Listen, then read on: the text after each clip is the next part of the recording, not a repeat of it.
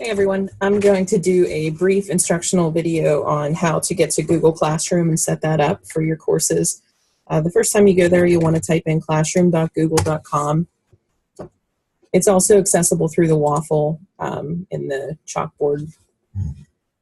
So this is the main page, kind of looks like Canvas a little bit. You have the different tiles that represent all the courses that you're a teacher in. If you are creating everything from scratch, you will hit this little plus sign, create a class, and let's just say we're creating a biology class. So we'll hit create. Okay. So the first thing I always do is change my theme. This is, I guess, is that a cell maybe? So there's a whole bunch of different options here that you can do. So yeah, you get the point. Maybe we'll just leave it as the cell, whatever. But there's a whole bunch of things. You can also upload a photo. The three main areas are the stream. So I refer back to Facebook. It's what they're familiar with. So up here is where you'll see the most recent information. And as they go down, it will be the older information. So newer information will always build on top of old information. And your students is where you will go to invite the students into your room. So once you get your class roster, you will go to invite students and actually just type in all of their email addresses. If you're face-to-face with them or it's just easier, you can also send them a Hangout with that code, but it's just as easy to email it. If the parents have a Gmail account and they would like to see everything that the student is doing, you can add a guardian once the student accepts their invite, but they have to have a Gmail account. The About page is where you will want to house all of your resources that your students might access frequently. So this is where I would put, in my Connects-U, I put my links to Odyssey-ware, to the SLP, I put the CPDLF help desk, I put my Zoom classroom. So anything, if it's Khan Academy or a site you use for math or biology or whatever all the time, and instead of having them search around for it, they at least know they can always look for the About page for some help. If you want to invite a teacher, and which you do need to do if you are a teacher, you want to invite teacher, and you're going to type in principal. So you want to make sure that Kim is present in all of the rooms. So back to the stream, say I want to create my weekly launch, and I'm going to make my assignment. I'm going to do it in the form of an assignment. So create an assignment, and I think it's easier. We've been trying to get in the habit of numbering everything starting with 001, so it's easy to go back and refer to. So 001, week 1 launch. You want to type as many detailed instructions as possible. So whether it means that they're going to have to click create and then click turn it in, you're going to want to make sure that you're as detailed as possible for them. This is where you'll select your due date. So if you are going to have it open for a whole week or if it's going to close, I think we have to decide how long we're keeping these open, and I don't think that's been determined yet. So let's say I upload my launch video to my YouTube channel. I can either type that YouTube URL directly in, if I know what that is, copy and paste, or I can do a search. So let's say we're doing biology. So we're learning about cell structure. So I would just click on that video, click add, that will go right here. So I could say, watch the video about cells, answer the reflection question below in a private comment. It's important to have them do a private comment.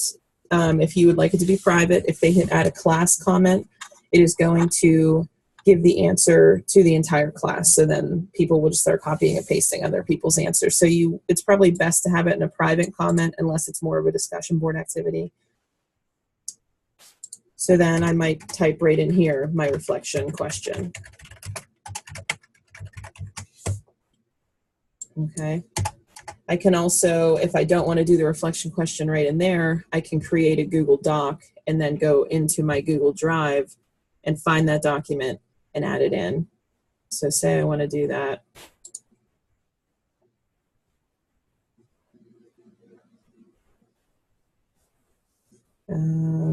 We'll do, here, just pretend it's this one. I'm going to put reflection questions in.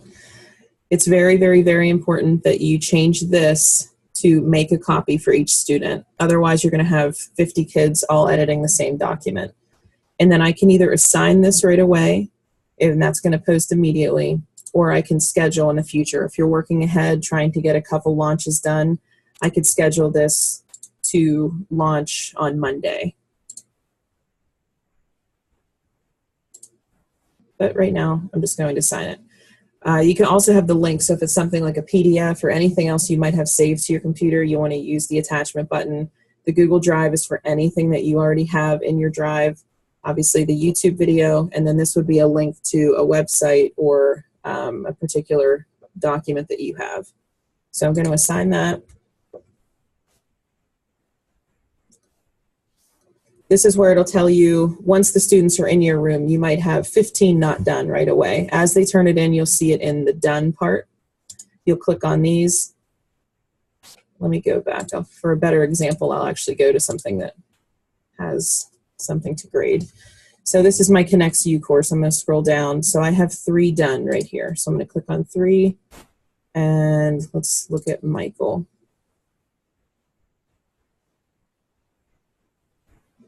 Okay, so he answered all of the reflection questions, and it looks like he actually read them. So I'm going to check Michael, and I don't know why he returned that, but I just returned the rights to him. So here's somebody who is doing this for the first time.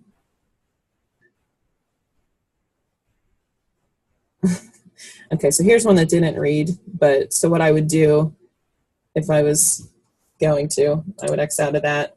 But let's just say for now it was day 1. I'm going to give him 1. I'll deal with it tomorrow.